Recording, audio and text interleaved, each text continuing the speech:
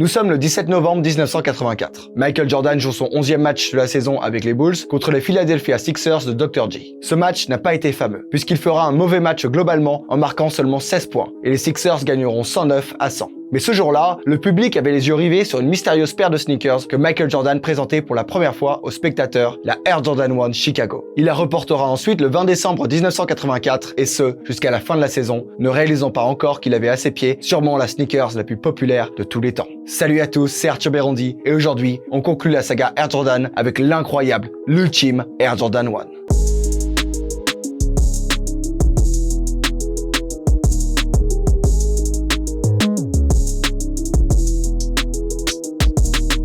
Ça y est, on y est enfin, la Air Jordan 1, celle avec l'histoire la plus marquante et surtout la légende la plus mensongère de tous les temps. Bon, j'exagère un peu, mais on y viendra. En attendant, c'est parti pour un voyage dans le passé. On embarque. Bon, Michael Jordan, il faut savoir déjà qu'il ne sort pas de nulle part. C'était un joueur monstrueux à l'université de Caroline du Nord, où il a d'ailleurs gagné le tournoi universitaire de la NCAA en 1980-1982 avec eux. Et déjà en 83, son entraîneur de l'époque, Dean Smith, disait qu'il n'avait plus rien à faire en compétition universitaire. Michael Jordan suivra son conseil et fera partie de la NBA Draft de 1984. Il sera sélectionné, comme vous vous en doutez, par les Chicago Bulls. Tout va bien dans le meilleur des mondes pour le jeune rookie, mais maintenant, comme tout joueur de NBA qui arrive dans ce prestigieux monde, Michael Jordan doit trouver un sponsor. Et sans le savoir, ça allait devenir un tournant de sa carrière. Et c'est là où Nike entre en scène. À l'époque, Adidas et Converse dominaient largement le basketball. Nike avait bien Moses Malone ou Jamal Wilkes, mais Converse avait Larry Bird, Isaiah Thomas, Magic Johnson et Dr. J. Il fallait donc une vraie tête d'affiche à Nike pour aller dans la cour des grands. Et ils ont tout de suite pensé à Michael Jordan. Mais Michael Jordan, lui, n'était pas du tout d'accord avec ça. Il voulait signer avec Adidas comme tous les jeunes de l'époque. Il ne voulait rien avoir à faire avec une nouvelle marque émergente comme Nike. Mais Adidas n'était pas intéressé par Jordan. Et donc, pour éviter d'aller voir Nike encore une fois, Michael Jordan ira voir Converse. Et c'est là qu'on va commencer à être assez cru. Tout d'abord, Converse, c'était pas du tout des visionnaires. Comme ils dominaient le marché du basket, ils ne faisaient aucun effort et proposaient les mêmes modèles année après année sans aucune innovation technologique. De plus, ils mettaient toujours leurs joueurs au même niveau sans en mettre un plus talentueux un peu plus en avant. Ils proposeront donc à Jordan la même chose qu'à tous les autres joueurs. 100 000 $ par an sur 5 ans avec une photo à côté de Larry Bird et Magic Johnson sur les campagnes de pub. Jordan est reparti dégoûté du rendez-vous, car avec David Falk, son agent, ils avaient une idée en tête. Chercher un sponsor qui le traiterait comme un joueur de tennis ou de golf. Donc, indépendamment de tout le monde. Jordan devait devenir l'égérie, la star d'une marque, pas être exposé à côté de n'importe quel joueur. Ouais, c'était un peu mégalo, mais c'était leur objectif, et personne ne voulait leur proposer ça. Personne, à part Nike, qui revenait à la charge sans cesse. Pour Michael Jordan, Nike, c'était un peu comme cet ex qui avait tout pour toi, mais avec qui tu refuses de retourner pour des raisons obscures. Oh, la comparaison détraquée, faut vraiment que j'aille me faire soigner. Bref, David Falk insistait, il faut qu'on aille à ce rendez-vous avec Nike. Mais Jordan lui disait non, je n'irai pas. Pour revenir à Adidas, ils n'ont pas refusé Michael Jordan sans raison. C'était littéralement le bordel dans l'entreprise. Adolf Dassler était décédé depuis 6 ans et Kate Dassler, sa femme, avait repris l'entreprise. Et hélas, elle ne prendra pas de bonnes décisions comme l'avait prédit le frère rival d'Adolf, Rudolf, boss de Puma. Elle refusera de signer Michael Jordan car la mode était au joueur plus grand et pour elle, Michael Jordan était trop petit. Mais bon, le gamin n'avait pas joué un seul match de NBA à l'époque. On peut donc excuser cette femme de ne pas avoir eu la vision. Je veux dire, personne ne pouvait prévoir ce qui allait arriver, pas même Nike. Nike, c'était même un pari. Et en parlant de Nike, maintenant que Converse et Adidas sont out, ils vont vraiment pouvoir passer à l'attaque.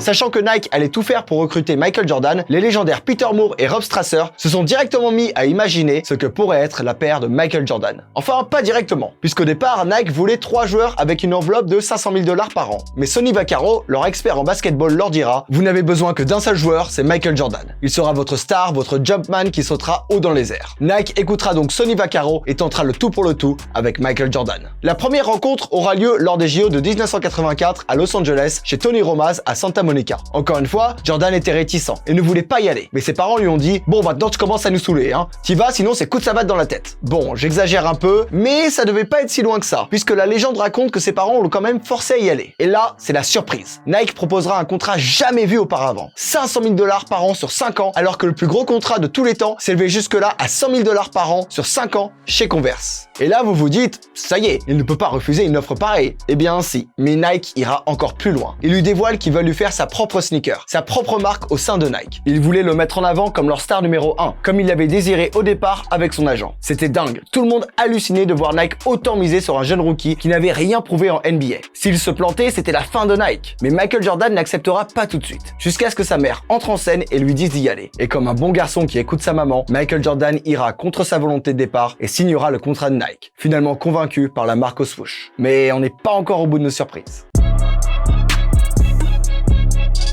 Bon, c'est le jackpot pour Jordan. Sa propre marque, 500 000 $ par an, il touchera même des royalties sur les ventes de basket. Mais il y avait quand même des conditions, faut pas déconner non plus. Michael Jordan devra être élu Rookie of the Year, être sélectionné au All-Star Game, devra tourner à au moins 20 points par match, et pour finir, 3 millions de $ de Air Jordan devront être vendus à la fin de l'année. Ridicule! 450 000 paires seront vendues en un mois, et Nike s'est fait au total 126 millions de $. Il y a plusieurs raisons à ça. La Air Jordan était devenue une icône à l'image de son détenteur. Tous les jeunes en voulaient. MJ, c'était un joueur hors du commun, avec une mentalité incroyable. Dès qu'il faisait quelque chose, tout le monde voulait le suivre, au point qu'il a réussi à remplir à lui seul le stade des Chicago Bulls qui était vide ces dernières années à cause des faibles résultats. Jordan a ranimé la flamme de Chicago en arrivant là-bas. Il sera élu Rookie of the Year, sera déjà connu grâce au fameux Bulls Celtics où il marquera 63 points. Mais maintenant, vous devez vous dire, ok, waouh, c'est fou, quel talent, mais 450 000 paires vendues, 126 millions de $, comment c'est possible? La vérité, c'est que c'est une autre histoire qui a fait vendre autant de paires.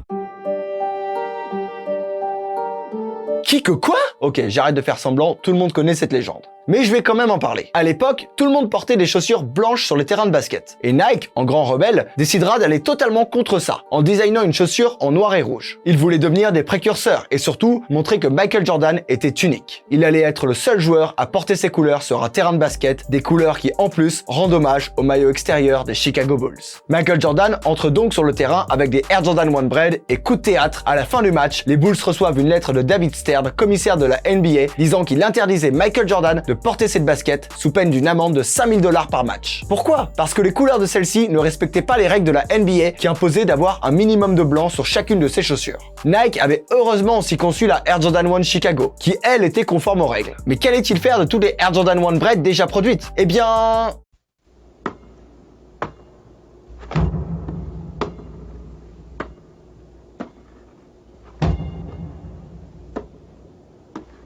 On September 15th, Nike created a revolutionary new basketball shoe. On October 18th, the NBA threw them out of the game. Fortunately, the NBA can't stop you from wearing them. Air Jordans from Nike. Vous avez bien compris, ils ont sorti une campagne marketing et un slogan révolutionnaire. La NBA interdit Michael Jordan de porter ses chaussures, mais vous pouvez les porter. Imaginez un peu la hype qu'il y avait à sa sortie. Et c'est ça qui a fait vendre autant de paires. Michael Jordan a interdiction de porter une paire que vous pouvez porter. Cette paire était vue comme un soutien de la part des fans. Mais surtout, celle-ci créait un lien unique entre Michael Jordan et eux. Du moins, c'est ce que tout le monde croyait. Mais Nike vous a totalement roulé dans la farine.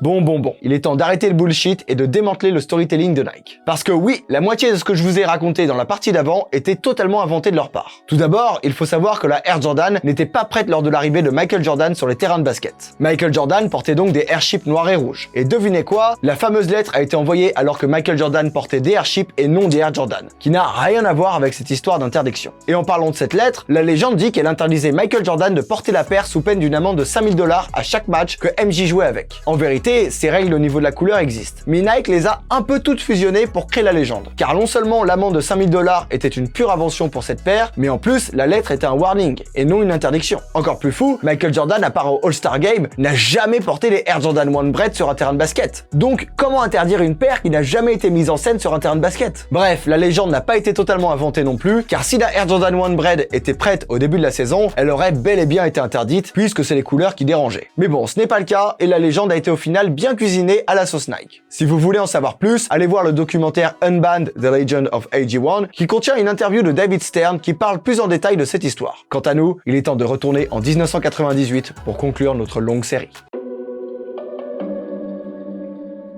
On a parlé de tous les modèles de Air Jordan sur cette chaîne, mais la Air Jordan 1 a une particularité que les autres n'ont pas. Elle a été reportée par Michael Jordan des années après sa sortie sur un terrain. C'est le 8 mars 1998 que Michael Jordan les portera face aux Knicks de New York au Madison Square Garden. Il voulait rendre hommage au premier match qu'il avait joué dans ce stade, mais voulait surtout montrer au public à quel point ce sport et les sneakers avaient évolué en 13 ans. Ce qui est dingue dans cette histoire, c'est qu'il avait prévenu personne qu'il allait les porter. Ni son équipe, ni ses amis, ni Nike. Il a été les chercher au fond de son garage et les a apportés comme si de rien n'était. Il marquera 42 points, fera 6 assists et 8 rebonds. La routine pour lui. Conclusion, il avait les pieds en sang d'après ce qu'il a raconté. Le confort des chaussures de basket avait beaucoup évolué avec le temps. Et son pied aussi. De plus, on sait que les chaussures ne devaient plus être aussi souples qu'à l'époque, après avoir passé 13 ans dans un garage. Et d'ailleurs, parlons un peu de la Air Jordan 1 High Chicago 85, la OG qu'il a portée ce jour-là. Même pour marcher dans la rue, je ne sais pas si vous avez déjà essayé, mais c'est pas du tout confortable. C'est impossible de marcher plus de 5 minutes avec. Enfin, à l'époque, c'était génial. Mais aujourd'hui, on est tellement habitué aux sneakers confortables que ce genre de paires vont nous paraître affreuses niveau confort. Bref, en tout cas, c'est la dernière fois qu'on voyait Michael Jordan porter cette paire sur un terrain.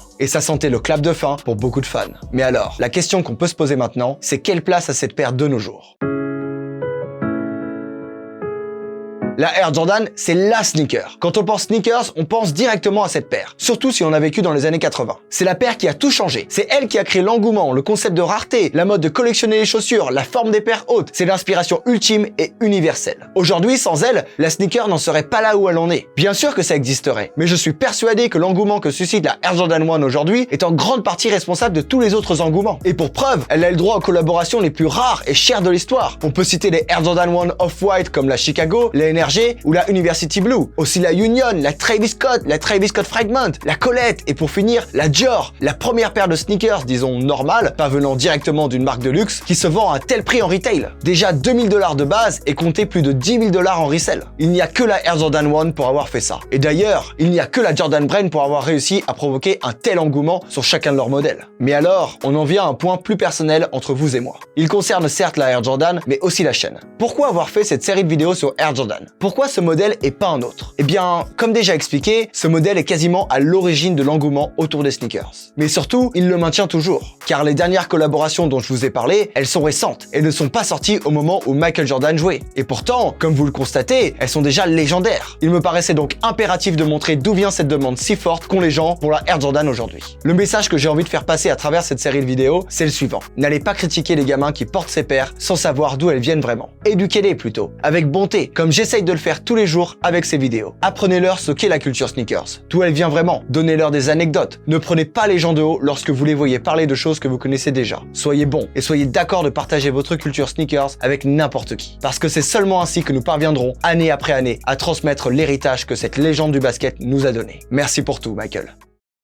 Merci à tous d'avoir regardé cette mini-série sur Air Jordan. J'espère que vous aurez apprécié suivre ces 14 vidéos. N'hésitez pas à liker, à commenter et à vous abonner à la chaîne si vous avez aimé la vidéo. On a aussi un compte Instagram avec des émissions exclusives chaque semaine dessus. N'hésitez pas à nous suivre, le lien est en description. Nous remercions notre partenaire KikiKicks qui, comme d'habitude, nous prête toutes les paires qui sont dans le décor et toutes les paires que vous voyez dans toutes les vidéos. N'hésitez pas à aller checker leurs réseaux sociaux en description. Et si vous voulez de la Jordan 1, il y en a plein sur leur site. Quant à moi, je vous dis à très bientôt sur Sneak On Air.